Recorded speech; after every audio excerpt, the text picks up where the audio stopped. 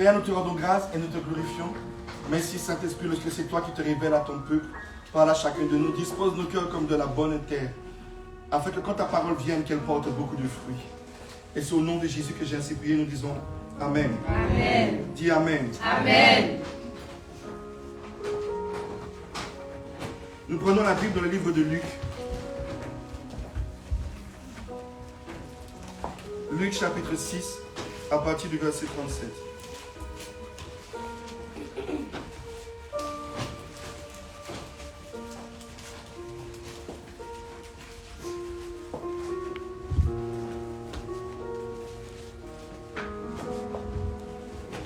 Luc chapitre 6 à partir du verset 37.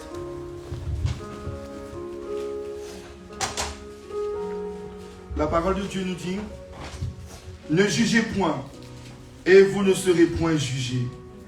Ne condamnez point et vous ne serez point condamnés.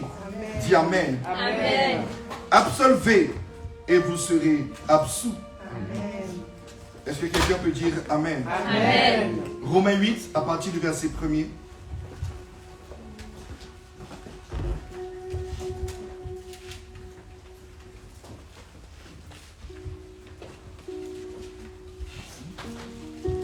Romains chapitre 8, à partir du verset 1er.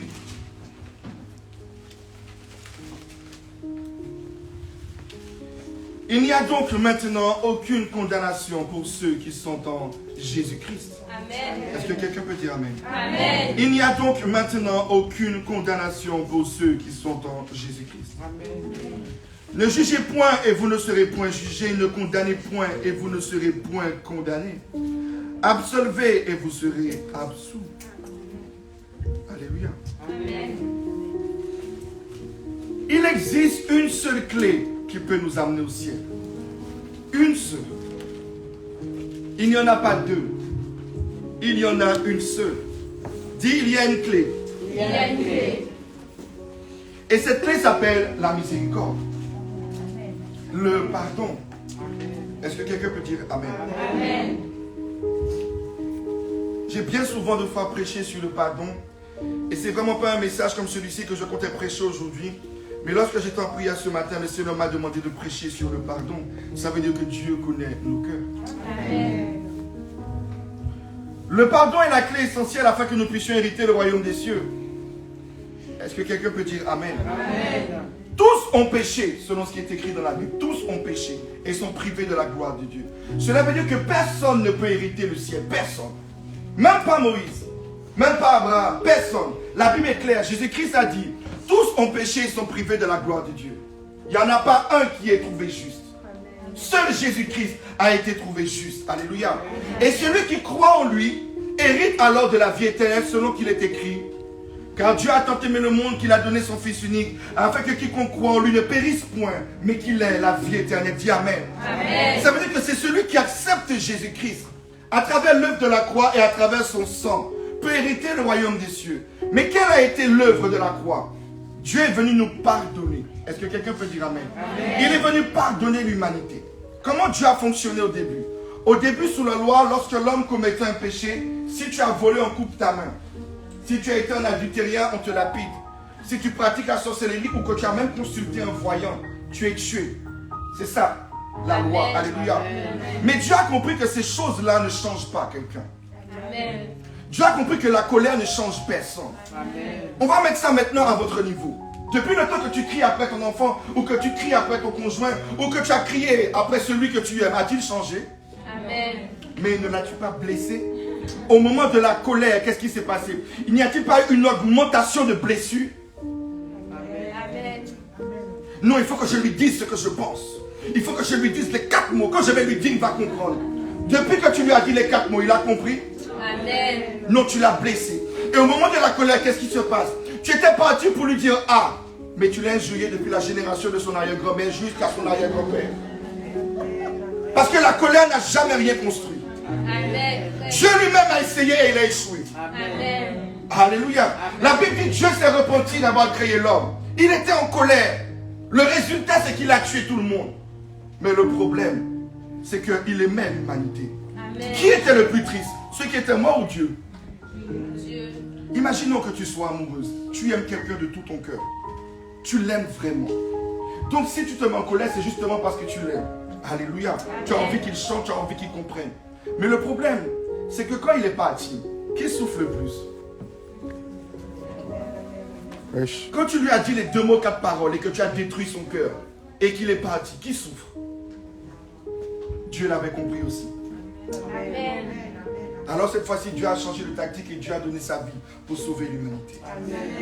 Au lieu de prendre la colère, Dieu a pris le pardon. Et Dieu est allé à la croix. La Bible nous dit, le châtiment qui devait tomber sur nous est tombé sur lui dans le livre d'Ésaïe, afin que nous puissions être dans la paix. C'est dur. Tu as envie de lui dire la vérité, mais tu prends la chose sur toi, afin que l'autre soit dans la paix. Qui a déjà expérimenté cela?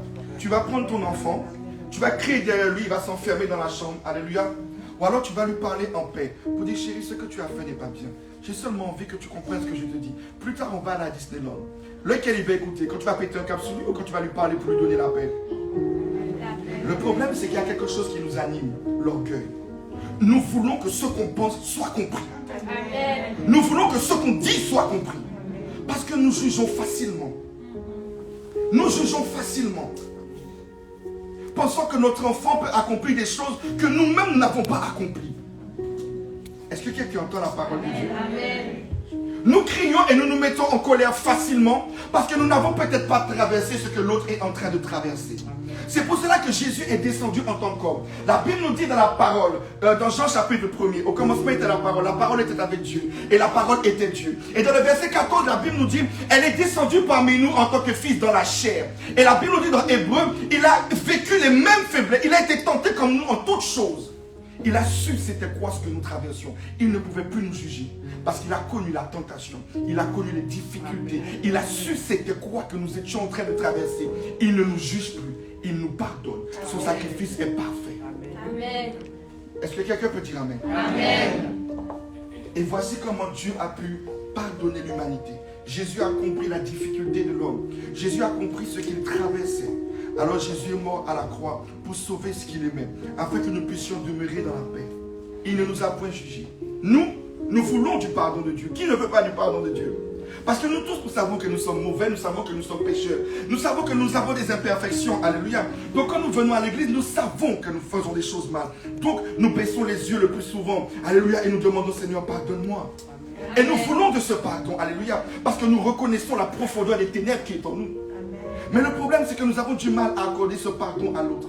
Parce que nous le jugeons et nous le condamnons. Parce que nous nous disons qu'il a mal fait, point. Je ne lui pardonnais pas pour ce qu'il a fait. Mais est-ce qu'une fois tu t'es posé la question que ce que toi tu as fait est pire? Amen. Peut-être pas à lui, mais à quelqu'un d'autre. Et nous venons de l'église. Oui, il est écrit, il n'y a pas de condamnation pour ceux qui sont en Jésus-Christ. Oui. Mais ceux qui sont en Jésus-Christ pardonnent. Amen. Ils ne jugent pas. Nous avons la facilité de vouloir que l'autre change, alors que nous, on n'a pas encore changé. Mais Dieu nous a pardonné. Dieu n'a pas attendu qu'on change pour nous pardonner. Le pardon, c'est pas je te pardonne et puis change. Non, le pardon, c'est quoi? C'est que voilà c'est quoi le pardon que Jésus a donné. Je vous pardonne vos péchés et je me mets à votre disposition pour vous accompagner dans le changement, dans le processus du changement que vous allez manifester. Normalement, nous, en tant que chrétiens, quand nous pardonnons quelqu'un, j'ai la conscience que demain, il fera une autre erreur. Parce que c'est un humain. J'épouse pas un esprit. Je ne vis pas avec un esprit. Mon conjoint n'est pas un esprit. Celui que j'aime n'est pas un esprit. Mon enfant n'est pas un esprit. Il est doté de chair. Si Jésus a été tenté, tu ne veux pas que celui que tu aimes soit tenté? Amen. Amen. Donc pour toi, quand ton mari va aller au travail, non, ses yeux, il est aveugle. Ta femme, lorsqu'elle sort dehors, elle est aveugle. Elle ne voit pas tous les beaux monsieur. Amen. Lui, il ne voit pas toutes les belles femmes, il est aveugle. Donc tu te mens à toi-même. Mon mari ne voit pas. Mon chéri ne voit pas. Donc dans ta tête, c'est comme ça qu'il marche tous les jours. Lorsqu'il est au travail, il ne voit pas. Il est aveugle. Amen. Jésus a été tenté en toutes choses. Il était vrai. Alléluia. Pourquoi tu juges facilement ton conjoint? Parce que tu te mens à toi-même. Parce que dans ta tête, quand il va au travail, il marche les yeux fermés. Mais pourquoi toi, quand tu vas au travail, tu ne marches pas les yeux fermés? Amen. Pourquoi tu ne lui dis pas, tu sais chérie, aujourd'hui mon collègue il était mignon, hein? Nous voulons de l'autre ce que nous ne sommes pas capables de faire. Nous voulons des autres ce que nous, il nous est impossible d'accomplir. Nous avons tellement pris l'habitude de marcher dans le mensonge et dans l'hypocrisie que nous jugeons facilement alors que nous-mêmes, nous sommes les premiers hypocrites. Amen. Tu m'as trompé, mais tu l'as trompé 15 fois sauf qu'elle ne sait pas. Amen. Amen. Vérité. Amen. Est-ce que quelqu'un aime entendre la vérité? Amen. La Bible nous dit ne juge point et tu ne seras point jugé. Sauf que nous jugeons tout le temps. Et après on vient à l'église, il n'y a pas de condamnation pour nous. Non, non, tu te condamnes toi-même. Parce que tant que tu jugeras l'autre, Dieu te jugera. Amen. Tant que tu condamnes l'autre, tu seras condamné. Parce qu'en réalité, tu es hypocrite. Vous savez pourquoi les gens n'arrivent pas à pardonner? Parce qu'ils sont menteurs avec eux-mêmes. Vous savez pourquoi je pardonne facilement? Parce que moi aussi, je ne suis pas à la hauteur. Et que j'ai besoin de celui qui m'accorde le pardon chaque jour. Je ne me cache pas derrière mon titre de pasteur pour dire que je suis parfait. Parce que je sais que je suis imparfait. Amen. Si Jésus a été tenté parce que je suis pasteur, je ne le serai pas. Amen. J'ai deux yeux. J'ai des sentiments. J'ai des émotions. Je ne me cache pas derrière un titre. Amen. Je me cache derrière une vérité de ce que je suis un humain. Amen. Alors je sais que j'ai besoin de Dieu. Alors quand quelqu'un me dit, voici l'erreur que j'ai faite, je dis on va prier. Parce que celui qui peut te donner la force d'y arriver, il s'appelle Jésus-Christ de Nazareth. Amen. Je ne joue pas à la superstar. Je ne joue pas au faux semblant. Amen. Amen. Amen. Amen. Alléluia. Si tu dis à quelqu'un que tu l'aimes vraiment, tu dis voici ma difficulté chérie, ces temps-ci au travail, la secrétaire, oh chérie, prie pour moi, soutiens-moi. Amen. Alléluia. Non, la secrétaire me fait des yeux doux, chérie, je suis un homme. Mais tu sais pourquoi ton mari ne va jamais te dire ça? Parce que tu es une folle. Parce que toi tu vas oublier que quand le chapin passait ou que le pot plat que ta mère de chocolat passait, tu as oublié. Donc tu vas le juger, non quoi, je vais te brûler avec l'huile chaude. Ah, non, non, non, non. Tu vas péter un câble. Amen. Parce que toi tu as pensé que tu as épousé un esprit. Tu oublies que si Jésus a connu ça, alors au lieu de lui dire chérie, t'inquiète pas, on va travailler ça ensemble. On va prier ensemble. On va y arriver. Parce que la Bible dit que le Saint-Esprit nous a été donné. Quand il est en nous dans le livre de Galates 5 et dans le livre de Galates 6, il s'oppose à la chair. Prions. Invitons le Saint-Esprit. Et tu attrapes les mains de celui que tu aimes. Saint-Esprit, donne la force à mon mari. Parce que ton mari est venu à toi tel qu'il est. Exactement comme nous venons à Jésus tel que nous sommes. Saint-Esprit, donne-lui la force. Saint-Esprit, éloigne la femme. Et puis tu n'as pas peur de prier. Brûle sa tête, Seigneur. Comme ça, quand la femme s'approche, je l'ai brûlée. Amen. Mais au moins tu es là avec ton mari. Il sait qu'il peut parler à quelqu'un. Mais pourquoi les hommes et les femmes dans les couples se divorcent facilement? Parce que nous oublions que nous sommes tous des humains. Et que nous ne marchons pas aveugles. Comment tu peux te confier à quelqu'un qui te juge tout le temps? Comment tu peux te confier à quelqu'un qui tout le temps te condamne? Ah oui, mais j'ai divorcé parce qu'il n'était pas vrai. Non, c'est toi qui as fait qu'il ne soit pas vrai. Parce que tu passes toute ta vie à le juger et le critiquer. Ce n'est pas une excuse pour les hommes ou les femmes pour les pécher. Pour dire, tu sais chérie, j'ai péché. Le pasteur a dit que tu dois prier pour moi. C'est pas ce que j'ai dit. C'est pas ce que j'ai dit. Alléluia. Amen. C'est pas ce que j'ai dit. Mais avant que tu sens la chose, prends ton téléphone. Vous savez, j'ai une femme, oh Dieu miséricordieux. Si je l'appelle et que je lui dis, chérie, la secrétaire, mais elle jeûne, elle déclenche un jeûne. Mais seulement quand j'entends, ah bon, elle s'appelle comment? J'ai déjà peur. Je suis déjà délivré. Amen. Parce que je sais que les femmes sont folles. Amen. Alléluia. Mais le fait d'avoir dit, le fait d'avoir fait l'effort de dire chérie, alléluia, le fait d'être venu dans la vérité. Vous savez, dans le foyer, la femme représente le Saint-Esprit. Amen. Alléluia. Si tu lui ouvres ton cœur, elle solutionnera une situation. Mais le problème, il faut que cette femme soit déjà remplie de l'Esprit et qu'elle soit apte à ne point juger la situation que tu traverses. Amen. Alléluia. Amen. Ne jugez point, vous ne serez point jugés.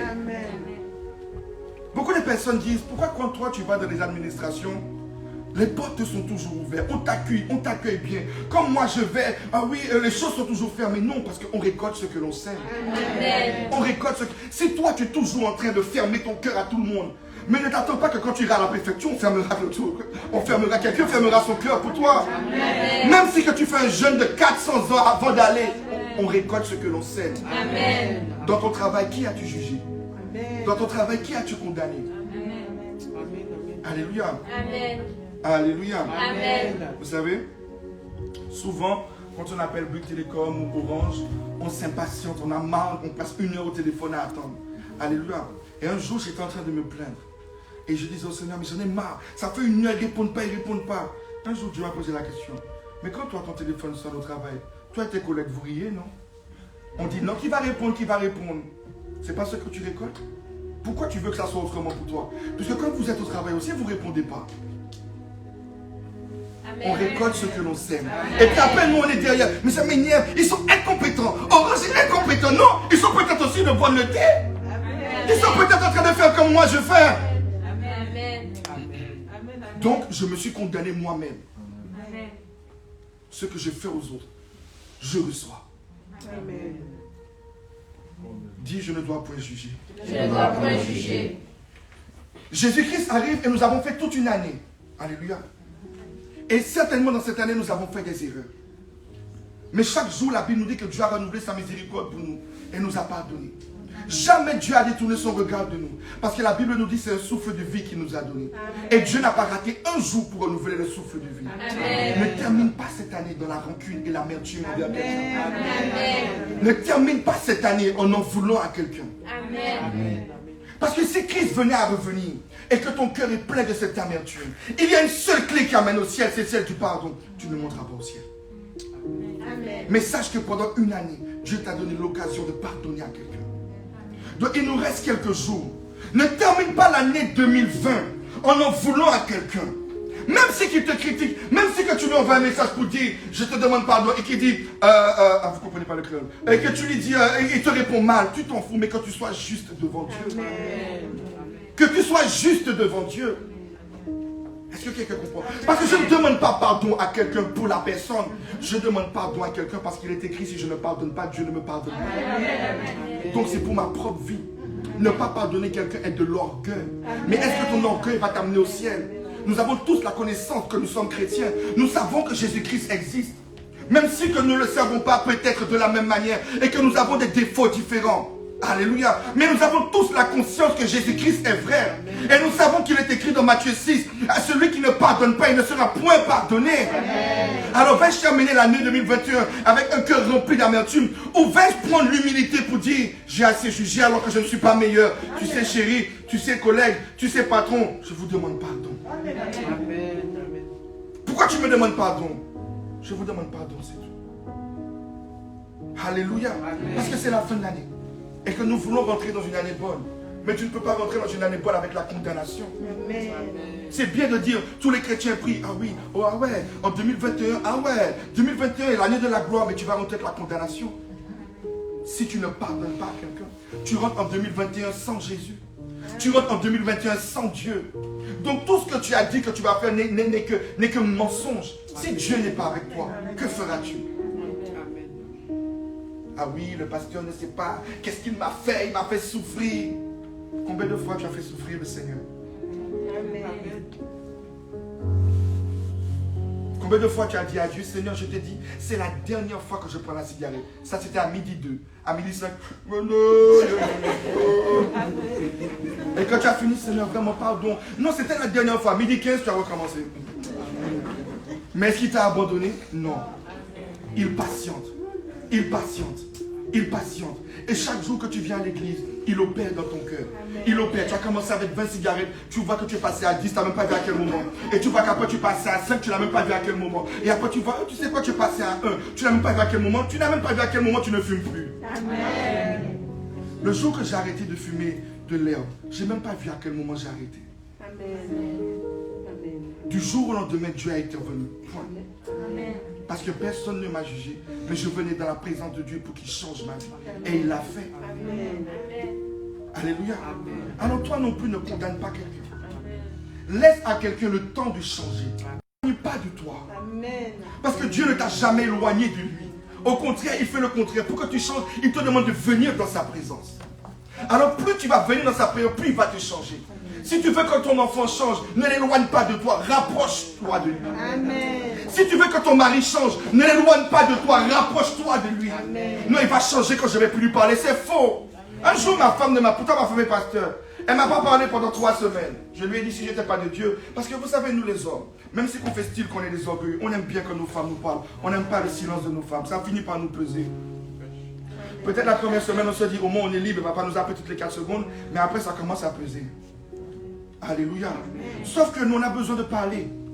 Mais si toi, tu fermes ta bouche et que tu ne veux plus ouvrir ton cœur, on va chercher quelqu'un à qui parler.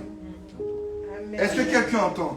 Et j'ai appelé ma femme, je lui ai dit, tu sais, tu as de la chance que j'ai Dieu. Parce que je voulais parler. Sauf que moi, je me suis réfugié à pleurer devant Dieu.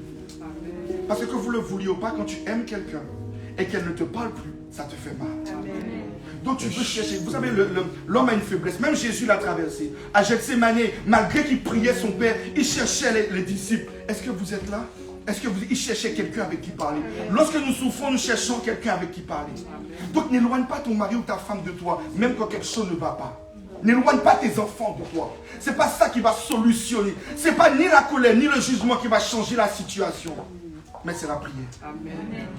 C'est la prière. C'est venir dans la présence de Dieu ensemble. Chérie, allons à l'église. Mais tu sais que je ne sais pas prier. Chérie, c'est pas grave. Le simple fait que tu sois assis, Dieu est capable d'opérer. Dieu va changer. Ouais, mais je ne sais pas chanter, je ne sais pas un problème. Pendant que les autres chantent, Dieu va travailler pour toi. Mais l'important, c'est être dans sa présence.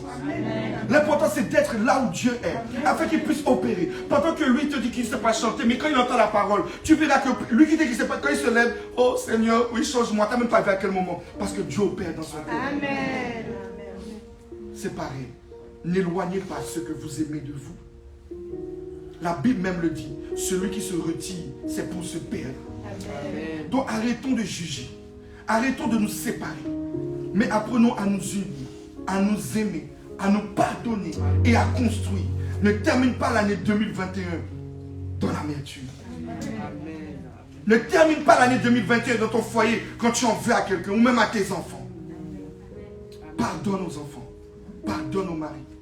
Pardonne à la tante. Pardonne à la belle-mère. Pardonne aux cousines. Pardonne aux soeurs. Pardonne aux belles-sœurs. Pardonne. Pardonne. Alléluia. Pardonne. Afin que tu commences l'année 2021 sous la grâce et la bénédiction de Dieu. Que Dieu vous bénisse. Alléluia.